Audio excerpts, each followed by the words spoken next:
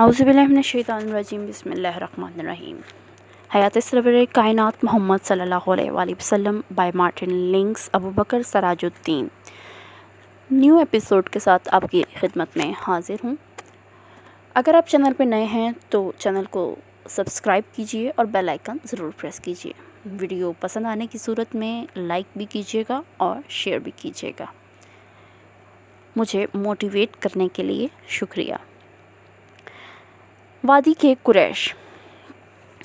حضرت ابراہیم علیہ السلام کی ہی نسل سے تعلق رکھنے والا ایک اور طاقتور قبیلہ قریش تھا.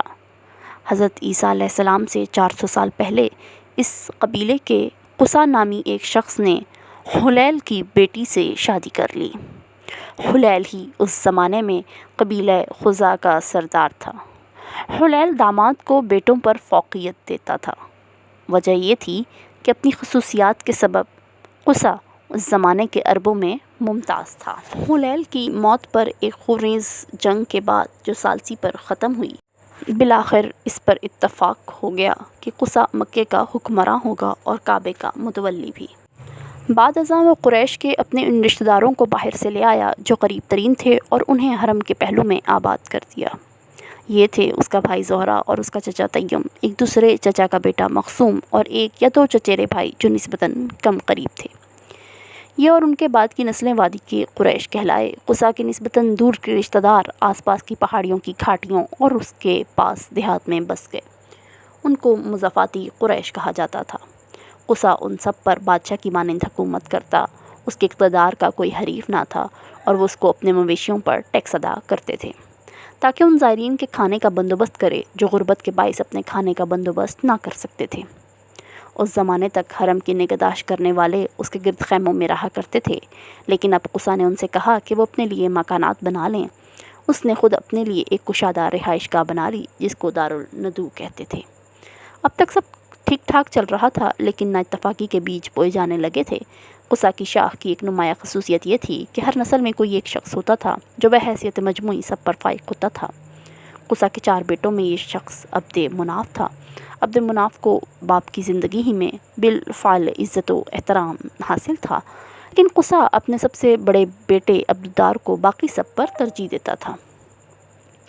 اگرچہ وہ اپنے بھائیوں میں سب سے کم اہلیت رکھتا تھا. اپنی اس جانبداری کے زیر اثر اپنی موت سے کچھ پہلے اس نے عبدالدار سے کہا، فرزند من، اس کے باوجود کہ لوگ دوسروں کی عزت تجھ سے زیادہ کرتے ہیں، میں تجھ کو ان کا ہم پلہ اور حریف بنا دوں گا. وہی کعبے میں داخل ہو سکے گا جس کو تو اجازت دے. صرف تیرا ہاتھ ہوگا جو قریش کے پرچم جنگ کو گرہ لگائے گا. یہ اعزاز کسی دوسرے کو حاصل نہ ہوگا. کوئی زائر مکے کی حدود میں کنویں سے پانی نہ کھینچ سکے گا مگر وہ جس کو تیری جانب سے یہ حق حاصل ہو. ہر زائر وہی کھانا کھائے گا جو تیرے بندوبست میں مہیا کیا گیا ہو. قریش کوئی قرارداد نہ کریں گے مگر وہ جو تیرے گھر دارالندو میں کی گئی ہو. اس طرح اپنے تمام حقوق و اختیارات عبدالدار کو عطا کرنے کے بعد اس نے بیت الندو کی ملکیت بھی اس کو منتقل کر دی. عبد مناف کی یہ فرزندانہ سعادت مندی تھی کہ اس نے باپ کی خواہش کے سامنے بے چوں چرا سر تسلیم خم کر دیا. لیکن اگلی نسل میں عبد مناف کا آدھا خاندان ہاشم کا طرفدار اور حامی بن گیا، اور اس میں شبہ نہیں کہ ہاشم کو اپنے زمانے میں نمایاں ترین مقام حاصل تھا.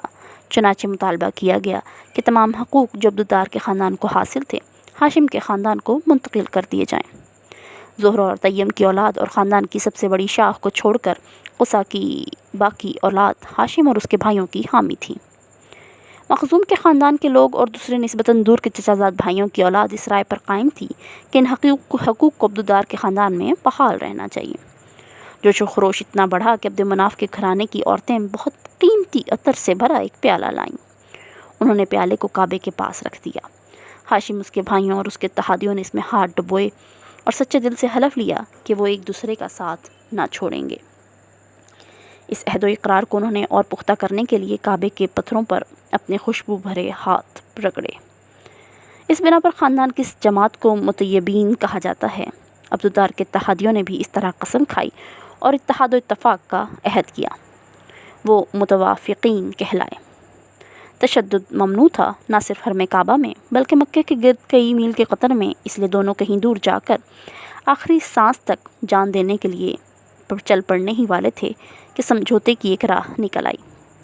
اس امر پر اتفاق ہو گیا کہ عبد مناف کے بیٹے ٹیکس عائد کرنے کے لیے حقدار ہیں اور زائرین کے لیے کھانے کا بندوبست کرنے کے، اور عبدالدار کی اولاد کے پاس کلید برادری اور اس کے علاوہ دوسرے حقوق بحال رہیں، نیز ان کا گھر حسب سابق دارالندو بنا رہے۔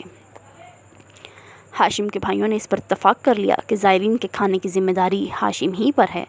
حج کا وقت آتا تو وہ دارالندو میں کھڑے ہو کر اعلان کرتا، اے اہل قریش، تم ہمسایہ خدا ہو، اس کے گھر والے ہو، تمہارے یہاں اس کے گھر کے زائرین آئے ہیں، یہ خدا کے مہمان ہیں، اس کے مہمانوں سے بڑھ کر تمہاری دریا دلی کا حقدار کون ہو سکتا ہے؟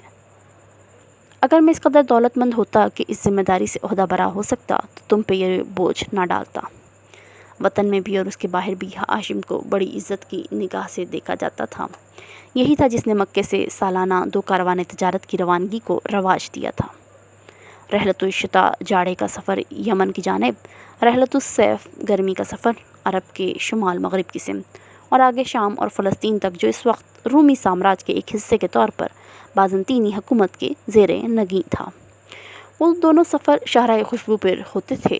گرمی کے سفر کا پہلا خاص پڑاؤ مکے سے اونٹ کے ذریعے 11 دن کے فاصلے پر یثرب کا نخلستان تھا۔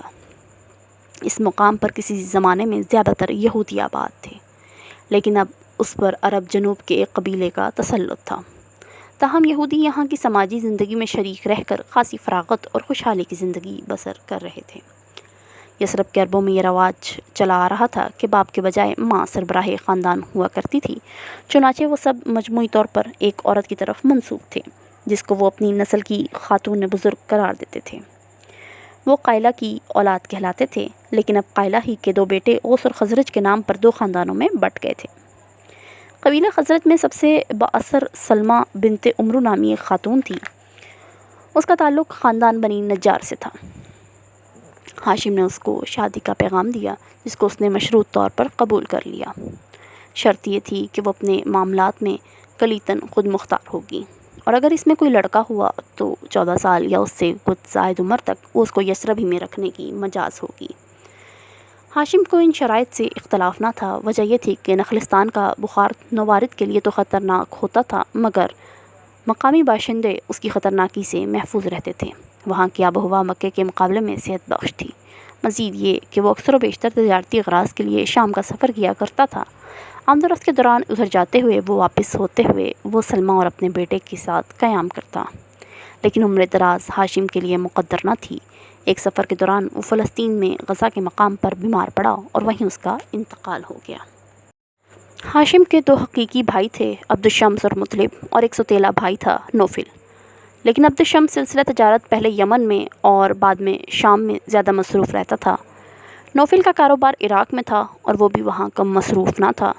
دونوں اپنی تجارتی اور کاروباری مصروفیات کے باعث بڑی لمبی مدت تک مکے سے غیر حاضر رہا کرتے تھے۔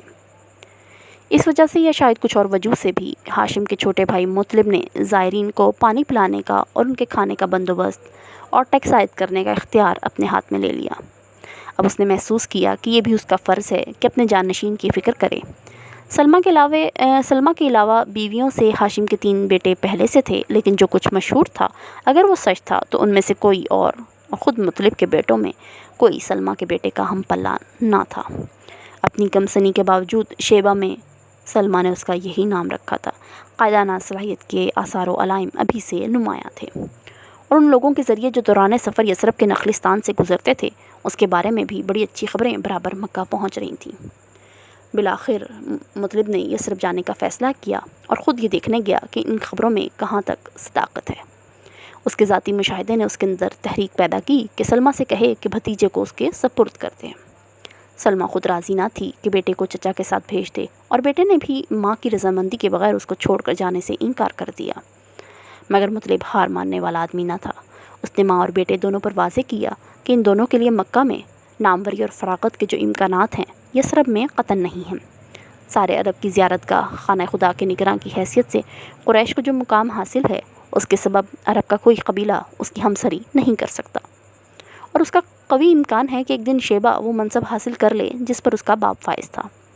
لیکن اس مقام بلند تک پہنچنے کے لیے ضروری ہے کہ وہ اپنے قبیلے میں گھل مل جائے۔ باہر سے آیا ہوا کوئی محض بیرونی شخص، خواہ وہ قریش سے تعلق بھی رکھتا ہو، اس سرفرازی کی توقع نہیں کر سکتا۔ مطلب کی بات سلمہ کے دل میں اتر گئی۔ اس نے دل کو سمجھایا کہ بیٹا چلا بھی گیا تو بھی یہ تو بہرحال آسان ہوگا کہ وہ مکے جا کر بیٹے کو دیکھ آئے، یا بیٹا خود ہی آ کر ماں کو دیکھ جائے۔ چنانچہ وہ راضی ہو گئی۔ مطلب بھتیجے کو اونٹ پر بٹھا کر لے چلا۔ اس چاند سے یہ لوگ مکے میں داخل ہوئے تو مطلب نے سرے راہ کھڑے ہوئے کچھ نوجوانوں کو صدا لگاتے سنا، عبد المطلب یعنی مطلب کا غلام، جاؤ بھی۔ اس نے کہا، یہ کوئی اور نہیں، میرے بھائی کا ہاشم کا بیٹا ہے۔ اس کی بات کا استقبال ایک زوردار قہقہے سے کیا گیا، اور نوجوانوں کی یہ غلط فہمی مکے کے گلی کوچوں میں زبان زد ہو کر دل لگی کا موضوع بن گئی۔ یہ نوجوان شیبہ کے بجائے عبد المطلب ہو گیا۔ لوگ پیار سے اس کو اسی نام سے یاد کرنے لگے۔ مکہ پہنچنے کے زیادہ دن نہ گزرے تھے کہ اس کو باپ کی جائیداد کے سلسلے میں اپنے سوتیلے چچا نوفل سے جھگڑے میں الجھنا پڑ گیا۔ لیکن ایک طرف سرپرست چچا کی حمایت اور دوسری جانب یثرب کے نانہالی خاندان کا دباؤ، عبد المطلب نے اپنا حق حاصل کر لیا۔ اس نے ان توقعات کو عین غلط نہ ثابت ہونے دیا جو آثار و علائم کی بنا پر اس کی ذات سے قائم کی گئی تھیں۔ چنانچہ کئی سال بعد جب مطلب کا انتقال ہوا اور زائرین کو پانی پلانے اور کھانا کھلانے کی بھاری ذمہ داری اس کے سر پر آ پڑی، جانشینی کے سوال پر کسی نے بھتیجے کی صلاحیت و اہلیت کو متنازع فی نہ قرار دیا، بلکہ لوگوں نے یہاں تک کہا کہ ان فرائض کی انجام دہی میں وہ باپ چچا دونوں سے بازی لے گیا۔ ویڈیو دیکھنے کا شکریہ۔ اللہ حافظ۔